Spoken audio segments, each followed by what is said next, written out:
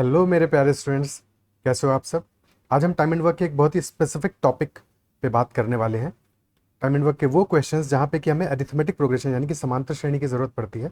आज हम उन क्वेश्चंस को डिस्कस करने वाले हैं। तो सबसे पहले हम अरिथमेटिक प्रोग्रेशन का बेसिक देखेंगे थोड़ा बहुत, और उसके बाद में जो क्वेश्चंस आते हैं एग्जाम में, आजकल एग्जाम्स में काफ़ी आ रहे हैं, तो उन क्वेश्चंस को समझेंगे।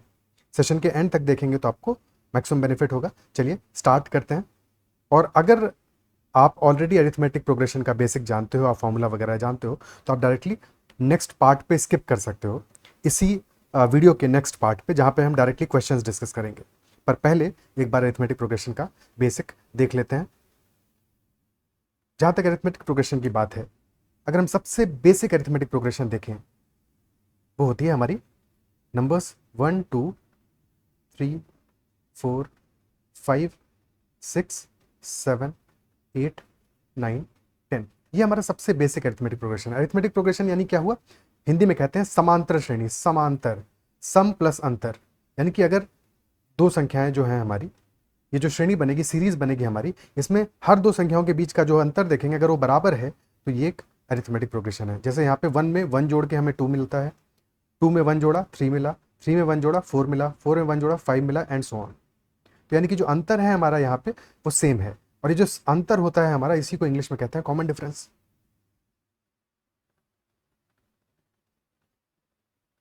ठीक है। तो सबसे पहला टर्म हमारा इस सीरीज का क्या है, सबसे पहला टर्म है हमारा जिसको कि ए से रिप्रेजेंट करते हैं, पहले टर्म T1, फर्स्ट टर्म ए हमारा है 1। फिर जो कॉमन डिफरेंस है हमारा, कॉमन डिफरेंस उसको डी से रिप्रेजेंट करते हैं। कॉमन डिफरेंस भी यहाँ पे हमारा 1 है और प्लस में 1 है, यानी कि हर अगला जो नंबर है वो पिछले से एक ज्यादा है। साइन इंपॉर्टेंट है। ठीक है। लास्ट टर्म क्या है हमारा, टोटल टर्म कितने हैं, क्योंकि 1 से लेकर 10 तक की संख्याएं लिखी हैं, यानी कि ये तो हमें पता है कि कुल टर्म इसमें 10 हैं, कुल 10 टर्म्स हैं। ठीक है। तो यानी कि T10 आखिरी टर्म होगा हमारा, 10वां टर्म आखिरी टर्म होगा, और उसको L से, L यानी कि लास्ट टर्म, और लास्ट टर्म है 10 हमारा। फिर एक चीज आती है नंबर ऑफ टर्म्स। तो ऑब्वियसली हमें पता है कि n नंबर ऑफ टर्म्स जिसको कि n से रिप्रेजेंट करते हैं वो 10 है हमारा। यहां तक कोई समस्या। अब अगर हम ध्यान दें तो हर बार हम 1 जोड़ रहे हैं, और 1 हमने कितनी बार जोड़ा है भाई, पहली संख्या तो 1 थी, अगली संख्या जब हमने बनाई यानी कि दूसरी संख्या बनाई, तो हमने 1 में एक बार 1 जोड़ा। ठीक है। फिर जब तीसरी संख्या बनाई तो 1 में 2 बार 1 जोड़ा, और इसी तरह से जब हमने 10वीं संख्या बनाई तो 1 में 9 बार 1 जोड़ा, 1 प्लस 9 इंटू 1। ये जो 1 है पहला वाला, ये हमारा पहला टर्म है, ए है। ये जो 1 है ये हमारा कॉमन डिफरेंस डी है, और 9 क्या है, टोटल टर्म्स है हमारे 10। तो 10 माइनस 1 इज 9, यानी कि n माइनस 1। ठीक है, कैपिटल N है, a plus N minus 1 times D.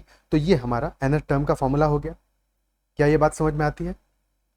इस बेसिक अंडरस्टैंडिंग से हमने nth टर्म का फॉर्मूला बना दिया, a plus N minus 1 times D. यानी कि जो हमारा पहला टर्म होगा उसमें n माइनस 1 बार, अगर n संख्याएं हैं कुल, तो n माइनस 1 बार हमको कॉमन डिफरेंस जोड़ना पड़ेगा, तब हमको nth टर्म मिल जाएगा। दूसरी बात यह है कि जब भी हम किसी अरिथमेटिक प्रोग्रेशन की बात करेंगे तो वहां पे अगर हम पहला टर्म लें और आखिरी टर्म लें, यानी कि a प्लस एल करें, तो ये आ जाएगा 1 प्लस 10 यानी कि 11। और अगर हम इसका औसत निकालें, यानी a प्लस एल बाई 2 यानी 11/2, तो यही हमारा सीरीज पूरी अरिथमेटिक प्रोग्रेशन, पूरी एपी का भी एवरेज होगा। तो एवरेज ऑफ एपी हो जाएगा first term plus last term divide by 2। Instead अगर हम शुरू से दूसरा टर्म और आखिरी से दूसरा टर्म लेते तब भी हमारा सम सेम ही आता, 11 ही आता। तो ये तो अरिथमेटिक प्रोग्रेशन की खास बात है। ठीक है। और हमें पता है एवरेज हमारा क्या होता है, एवरेज होता है सम divided by number of values यानी कि n। तो एवरेज से क्या हम सम नहीं निकाल सकते? बिल्कुल निकाल सकते हैं। सम हो जाएगा n इंटू एवरेज। तो यहां से हमारा सम का फॉर्मूला आ गया। अगर n टर्म्स का हमें सम निकालना है तो हो जाएगा n इंटू एवरेज, और एवरेज है हमारा a प्लस एल बाई 2 यानी कि पहला टर्म प्लस आखिरी टर्म डिवाइडेड बाई 2। क्लियर है? इसी बात को हम ऐसे भी लिख सकते हैं, क्योंकि हमें पता है कि आखिरी टर्म हमारा T10 ही तो है। या फिर एन टर्म अगर जनरलाइज करें तो, यानी कि a plus N minus 1 times D, यानी कि ये हो जाएगा n/2 into a plus N minus 1 times D. और ये हमारा फॉर्मूला बन जाएगा सम का n/2 into 2a plus N minus 1 times D. क्या यहां तक बात समझ में आती है?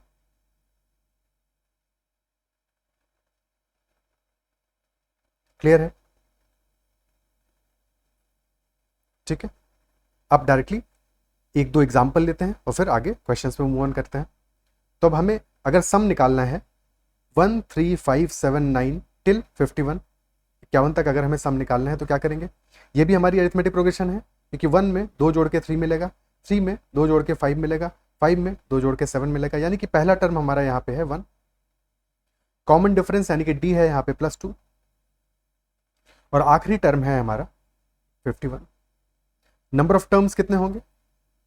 नंबर ऑफ टर्म्स के लिए हम क्या करेंगे?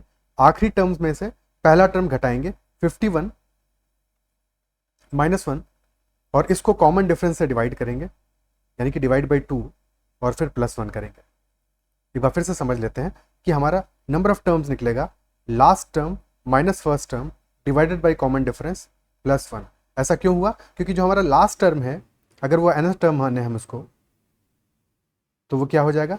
a + n-1 टाइम्स डी, यानी कि यहां से हमारी n, एक सेकेंड, शॉर्ट और कैपिटल की बजाय एक ही रखते हैं, स्मॉल n ही कर देते हैं सब जगह, अदरवाइज कंफ्यूजन हो सकता है। ठीक है, तो यहां से हम लिख सकते हैं कि l - a हो जाएगा हमारा n-1 टाइम्स डी, यानी कि n-1 हो जाएगा l - a अपॉन डी, और यहां से n आ जाएगा l - a अपॉन डी +1, वही जो हमने स्टार्ट में लिखा है। ठीक है, तो n हमारा हो जाएगा आखिरी टर्म माइनस पहला term divide by common difference +1। तो यहाँ से ये वैल्यू आ गई 50/2 यानी 25 + 1, यानी कि कुल टर्म है हमारे 26। और हमें पता है किसी भी अरिथमेटिक प्रोग्रेशन में एवरेज क्या होगा? पहले टर्म और आखिरी टर्म को जोड़ के डिवाइड बाई 2 कर दो। ठीक है, तो वो तो एवरेज आ जाएगा, यानी कि एवरेज यहाँ पे आ जाएगा हमारा 1 + 51/2 यानी कि 26। तो सम हो जाएगा हमारा पूरा का पूरा, कितने टर्म्स हैं? 26 टर्म्स हैं, और एवरेज भी 26 है, तो 26 × 26 यानी कि 676, 676। क्लियर है? ठीक है, एक और एग्जांपल देखते हैं। 1 से लेके अगर हमें 100 तक का सम करना है, 4 आता है +3, 7 आएगा +3, ये भी एक अरिथमेटिक प्रोग्रेशन है। पहला टर्म है 1, कॉमन डिफरेंस है +3, लास्ट टर्म है 100, तो नंबर ऑफ टर्म्स या n हो जाएगा हमारा लास्ट टर्म 100 माइनस पहला term divided by common difference +1, यानी 99/3 +1, यानी कि 33 + 1 यानी कि 34। एवरेज क्या आ जाएगा?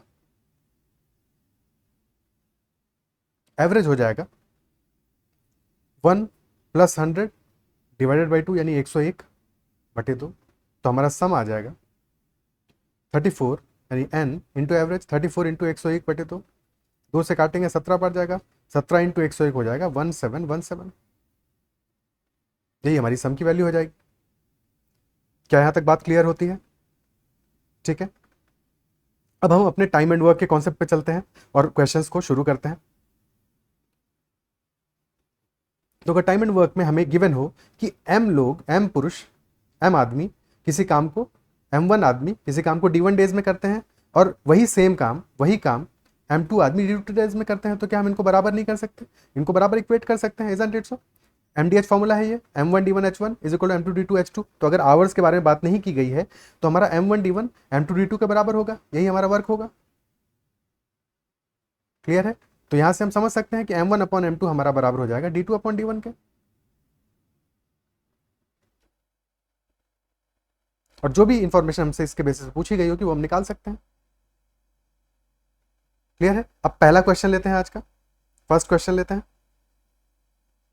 पहला सवाल कह रहा है, एक आदमी ने पहले दिन एक प्रोजेक्ट को शुरू किया, दूसरे दिन से शुरू करके प्रत्येक दिन एक आदमी शामिल होता है, प्रोजेक्ट ठीक 20 दिन में पूरा हो जाएगा।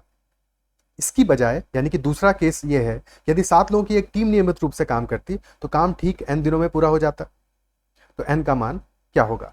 1 man started a project on the first day, 1 man joins on each day starting from the second day, and so on, and hence the project got completed in exactly 20 days. So if instead a team of 7 men worked regularly, the work will be completed exactly in n days. So what is the value of n? तो हमारा approach यहाँ पे क्या होना चाहिए? हमें पता है कि पहले दिन जब प्रोजेक्ट शुरू हुआ है तो डे 1 पे एक आदमी था, डे 2 पे एक और आदमी जुड़ जाएगा, यानी कि 1+1 2 लोग हो गए। डे 3 पे एक और आदमी जुड़ जाएगा यानी कि 2+1 यानी कि 3 लोग हो गए, एंड सो ऑन। और कब तक चलेगा? डे 20 तक चलेगा, क्योंकि 20 दिन में काम कंप्लीट हुआ है। क्लियर है? हमें पता है कि अगर डे 20 पे कितने लोग हो जाएंगे, पहले दिन 1 थे, दूसरे दिन 2 थे, तीसरे दिन 3 थे, तो डे 20 पे 20 लोग होंगे। 1+20 - 1 1+19 × 1। क्या फॉर्मूला याद आ रहा है? A+n - 1 टाइम्स डी, है कि नहीं? तो 1+19 × 1, क्योंकि यहाँ पे वैल्यू 1 है इसलिए निकालना बहुत आसान है, बट अगर 1 की बजाय 2 होता तो हमें समझ में आना चाहिए। तो ये वैल्यू डे 20 पे कुल 20 लोग होंगे। क्लियर है? पहले दिन एक आदमी ने काम किया, दूसरे दिन 2 ने काम किया, तीसरे दिन 3 ने काम किया, चौथे दिन 4 ने, और 20वें दिन 20 लोगों ने काम किया है। सवाल ये कह रहा है कि अगर एक 7 लोगों की टीम काम करती तो काम हमारा n डेज में कंप्लीट हो जाता, तो n की वैल्यू क्या होनी चाहिए? काम दोनों ही केसेस में सेम है, तो हम सबसे पहले निकाल लेते हैं कि पहले वाले केस में जब रोज एक आदमी बढ़ रहा था तो कुल कितना काम हुआ, टोटल वर्क कितना हुआ। उसके लिए हमें क्या निकालना पड़ेगा? क्योंकि पहले दिन एक आदमी था, एक आदमी ने काम किया। एफिशिएंसी अगर एक आदमी की 1 है तो पहले दिन 1 यूनिट काम हुआ है, दूसरे दिन 2 यूनिट काम हुआ है, तीसरे दिन 3 यूनिट काम हुआ है, तो टोटल वर्क कितना हो जाएगा? पहले दिन 1 यूनिट, दूसरे दिन 2 यूनिट, तीसरे दिन 3 unit, and so on till आखिरी दिन, और आखिरी दिन काम हुआ है 20 यूनिट्स। क्लियर है? या फिर इसी बात को हम ऐसे भी समझ सकते हैं, जिससे हमें सीधे सीधे सम मिल जाएगा कि कुल कितने दिन है। कुल दिन है 20, एन की वैल्यू है 20, ए हमारा है 1, लास्ट टर्म है 20, तो एवरेज क्या आ जाएगा? हमारा पूरा का पूरा सम कितना आएगा? सम आएगा एन इंटू एवरेज, और यहां पे एन इस केस में ये जो एन डैश लिख देते हैं, ठीक है, एन डैश, क्योंकि एन क्वेश्चन में ही पूछा गया है।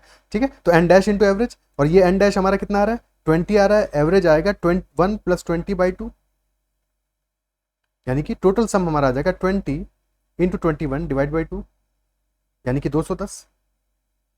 और इतना ही वर्क एन लोगों ने किया है, सात लोगों ने किया है एन दिन में। ठीक है, तो यही सेम वर्क हमारा बराबर होगा M2D2, यानी कि 7 × n इज इक्वल टू 210। तो यहां से हम n की वैल्यू निकाल सकते हैं, जो कि आ जाएगी 210/7, यानी कि 30 डेज।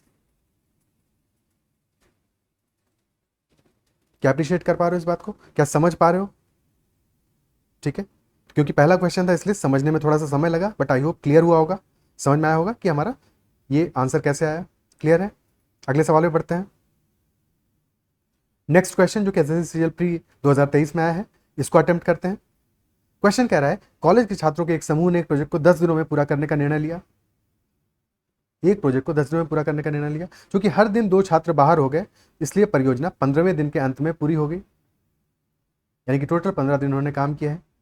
परियोजना की शुरुआत में छात्रों की संख्या कितनी थी? ये क्वेश्चन हमसे पूछ रहा है। मान लेते हैं कि पहले दिन डे 1 पे n स्टूडेंट्स थे, ठीक है, और हर दिन क्या हो रहा है? हर दिन के आखिर में 2 छात्र कम हो जा रहे हैं, यानी अगले दिन 2 छात्र कम काम कर रहे हैं, 2 स्टूडेंट कम काम कर रहे हैं। तो दूसरे दिन क्या सिचुएशन होगा? n-2 स्टूडेंट्स काम करेंगे। तीसरे दिन n-4 स्टूडेंट्स काम करेंगे। चौथे दिन n-6, यानी कि n-3 × 2, क्योंकि हर दिन 2 कम हो रहे हैं, है कि नहीं? 4 यानी कि 2 × 2 था। और इस तरह से 15वें दिन कितने लोग काम करेंगे? n-15 - 1 यानी कि 14 × 2। क्या ये बात समझ में आती है? यानी कि n-28 स्टूडेंट्स ऐसे होंगे जो कि 15वें दिन काम करेंगे, जबकि पहले दिन n स्टूडेंट्स काम कर रहे थे। अब हमें टोटल वर्क निकालना है, ठीक है, 15 दिन में काम पूरा हुआ है। और एवरेज अगर हम निकाल लें, एवरेज निकाल लें, क्योंकि एपी ही तो बन रहा है हमारा, तो अगर हम एवरेज वर्क एक दिन का निकाल लें तो उससे हमें टोटल 15 दिन का काम पता चल जाएगा। और एक दिन का एवरेज वर्क कितना होगा? एवरेज वर्क कितना होगा एक दिन का? वो आ जाएगा पहले दिन जितने स्टूडेंट्स ने काम किया है प्लस 15वें दिन जितने स्टूडेंट्स ने काम किया /2, यानी कि n + n-28 /2, यानी कि n-14। ये एवरेज काम हुआ है एक दिन में। और अगर एक दिन का एवरेज काम है n-14, यानी एफिशिएंसी ये आ गई, और टोटल 15 दिन काम हुआ है, तो टोटल वर्क हमारा आ जाएगा 15 × n-14। और यही काम 10 दिनों में हो जाता अगर सारे स्टूडेंट्स काम करते, तो ये बराबर हो जाएगा 10 इंटू एन, ये हमारी इक्वेशन बन गई। अब इसको सॉल्व कर लेना है बस। ये वैल्यू आ गई 15n minus 15 into 14 is equal to 10n। 15n में से 10n घटाया, यानी कि 5n is equal to 15 into 14, 5 तियाँ 15, तो यहाँ से n की वैल्यू आ गई 14 तियाँ 42। ये हमारा आंसर हो जाएगा। क्या ये बात समझ में आती है, क्लियर होती है? कितना आसान सवाल हो गया हमारे लिए। ठीक है, तो अगर ऐसे क्वेश्चन से आपको थोड़ा सा डर था या समझ में नहीं आ रहे थे, तो आई गेस आज आपको समझ में आ गया होगा। आज के बाद आपको ऐसे किसी भी क्वेश्चन से डर नहीं लगेगा। अगला सवाल देखते हैं, एक और क्वेश्चन देखते हैं, फिर एक क्वेश्चन आपको दूंगा करने के लिए। अगला सवाल देखते हैं। सेकंड क्वेश्चन कह रहा है हमारा, third question overall, a group of men decided to a job in 11 days. पुरुषों के एक समूह ने 11 दिनों में एक काम को करने का फैसला किया, यानी कि अगर सारे के सारे काम करते तो 11 दिनों में काम खत्म हो जाता। सेम पैटर्न है। बट 16 में left the work after each day. हर एक दिन के बाद में 16 पुरुषों ने काम को छोड़ दिया और इस तरह से काम 15 दिनों में पूरा हुआ। यानी कि पहले दिन कितने लोग थे, मान लेते हैं पहले दिन n लोग थे, दूसरे दिन 16 लोग काम छोड़ देंगे, यानी कि n माइनस 16 इंटू 1, तीसरे दिन 16 और लोग काम छोड़ देंगे, यानी कि n माइनस 16 इंटू 2। अब तो पैटर्न क्लियर हो गया होगा, यानी कि 15वें दिन क्या होगा, कितने बचेंगे, n माइनस 16 इंटू 14। तो इससे हमें एक दिन का एवरेज वर्क मिल जाएगा। एवरेज वर्क कितना आ जाएगा, एवरेज वर्क या एवरेज एफिशिएंसी जैसे भी समझो, ठीक है, कितना आ जाएगा, वो आ जाएगा n plus N minus 16 into 14 divided by 2। तो n plus N 2n by 2, यानी कि n हो गया, और माइनस में आ गया 16 इंटू 14 बटे 2, यानी कि 16 इंटू 7। इन वैल्यूज को मल्टीप्लाई इसलिए नहीं कर रहे हैं क्योंकि आखिर में हमको काट पीट करके सिंप्लीफाई ही करना है। ठीक है, और इस तरह से काम हमारा पूरा हुआ 15 दिनों में, यानी कि टोटल वर्क हमारा हो गया 15 इंटू एन माइनस 16 इंटू 7। और यही वर्क बराबर होगा हमारा अगर 11 दिनों तक सारे के सारे पुरुष काम करते, यानी कि 11 इंटू एन। अब बस सिंप्लीफाई कर लेना, ये हो जाएगा 15n minus 15 into 16 into 7 is equal to 11n। तो यहाँ से 4n की वैल्यू आ गई 15 इंटू 16 इंटू 7, 4 से काटेंगे 4 बचेगा, 15 चौको 60, 7 6 7 42, यानी कि n आ जाएगा हमारा 420। क्या ये बात क्लियर होती है? ओके, क्या ये सवाल समझ में आता है? अप्रिशिएट कर पा रहे हो इस बात को? अब ये क्वेश्चन आपको खुद से करना है।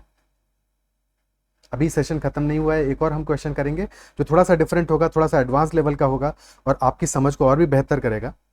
बट इस क्वेश्चन को आपको कमेंट में आंसर करना है कि इसका आंसर क्या होगा। ठीक है, इसको सॉल्व करके कमेंट में आंसर कीजिएगा कि क्या आंसर आएगा। अगले सवाल में मूव करते हैं। नेक्स्ट क्वेश्चन हमसे कह रहा है, अ group of main started working at the same rate and they can finish a job in 45 hours. समान गति से कार्य करने वाले पुरुषों का एक समूह, यानी कि सबकी एफिशिएंसी एक ही है।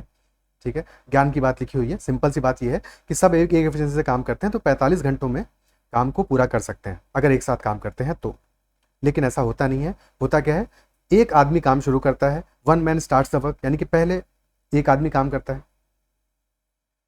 फिर टी समय के बाद में, टी मिनट के बाद में, after T minutes, after each interval of T minutes one more man joins, यानी कि टी मिनट्स के बाद में क्या होगा, एक और आदमी ज्वाइन करेगा, यानी कि अब 2 लोग काम करेंगे। फिर टी मिनट्स के बाद में क्या होगा, एक और आदमी ज्वाइन करेगा, यानी कि अब 3 लोग काम करेंगे। फिर टी मिनट्स के बाद में क्या होगा, एक और आदमी ज्वाइन करेगा, यानी कि अब 4 लोग काम करेंगे, एंड सो ऑन। ऐसे ये प्रोसेस चलता रहेगा और काम कंप्लीट हो जाएगा। ठीक है, इंफॉर्मेशन कह रही है हमसे, सवाल ये कह रहा है आगे, यदि पहला आदमी आखिरी आदमी से 5 गुना घंटे काम करता है, यानी कि आखिरी आदमी ने जितने घंटे काम किया है पहले आदमी ने उसका 5 गुना काम किया है, उसके 5 गुना घंटे काम किया है। अगर आखिरी आदमी ने 1 घंटे काम किया होगा तो पहले आदमी ने 5 घंटे काम किया, एग्जाम्पल के तौर पर। ठीक है, एग्जैक्ट वैल्यू क्या है ये तो नहीं पता है, बट यही इंफॉर्मेशन हमको गिवन है। तो ज्ञात करना है कि पहला आदमी कितने घंटे काम करता है। तो यहाँ पे अगर हम सिंपल सी बात समझें कि आखिरी आदमी अगर टोटल n लोग हो जाते हैं लास्ट में, ठीक है, तो हमें ये तो और तो कुछ नहीं पता, बट इतना पता है कि अगर आखिरी आदमी ने x मान लेते हैं, x आवर्स काम किया है, तो यहां से हमें यह समझ में आता है कि पहले वाले आदमी ने 5x आवर्स काम किया होगा। क्या ये बात समझ में आती है? ठीक है, और पीछे भी सारे के सारे क्वेश्चंस में हम क्या कर रहे थे, एवरेज वर्क ही तो निकाल रहे थे, एवरेज वर्क या एवरेज एफिशिएंसी, क्योंकि पर डे का जब निकाल रहे हैं तो दोनों में एक ही बात है कि नहीं? Isn't it so? तो सिमिलरली यहाँ पे भी हमारा, क्योंकि यहाँ पे आवर्स में बात हो रही है, घंटों में बात हो रही है, तो एवरेज वर्क क्या हम निकाल सकते हैं या एवरेज एफिशिएंसी निकाल सकते हैं, क्योंकि ये भी तो एक एपी ही बन रहा है कि अगर पहले आदमी ने 5x काम किया है, आखिरी आदमी ने x काम किया है, और हमें पता है कि दूसरे आदमी ने 5x माइनस टी बाई 60 काम किया होगा, तीसरे ने 5x minus 2 into T by 60 काम किया होगा, और चौथे ने 5x minus 3 into T by 60 काम किया होगा। ये बीच वाली चीज़ों से घबराने की जरूरत नहीं है, क्योंकि ये सबसे हमें इस क्वेश्चन के आंसर पे कोई भी फर्क नहीं पड़ेगा। ठीक है, हमारे लिए इंपॉर्टेंट क्या है कि एक एपी बन रहा है कि नहीं? तो हमारा एवरेज वर्क यहां पे कितना आ जाएगा,